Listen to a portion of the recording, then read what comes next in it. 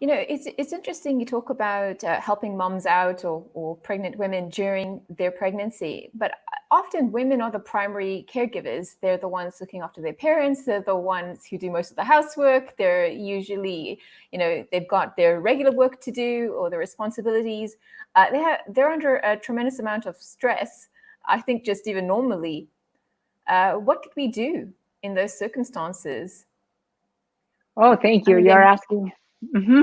This is a very, very important comment that you are making. And in fact, we work a lot on that side of the equation. So women are not just the users of healthcare, they provide healthcare, either specific healthcare when a member of the family is sick.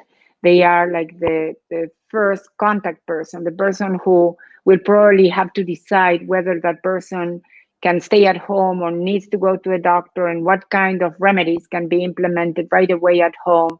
So she does that.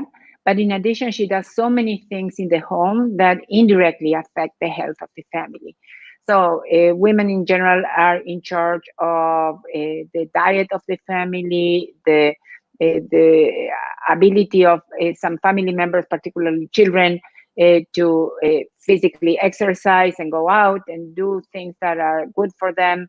They are in charge of making sure that the environment is clean, so many things.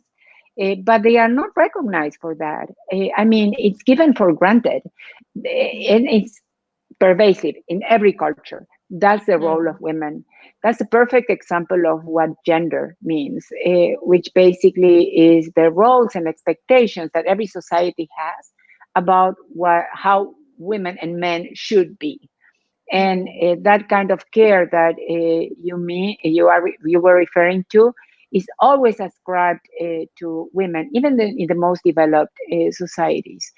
And as a result of that, because also women participate so actively in the labor market, in particular in the healthcare workforce, as you were also saying, they are pulled in different directions. And they have 2 or 3 work days concentrated in just 24 hours, right? Because they have to do their work at home, they have to do their work wherever they are employed, and then they come back home and have to work again.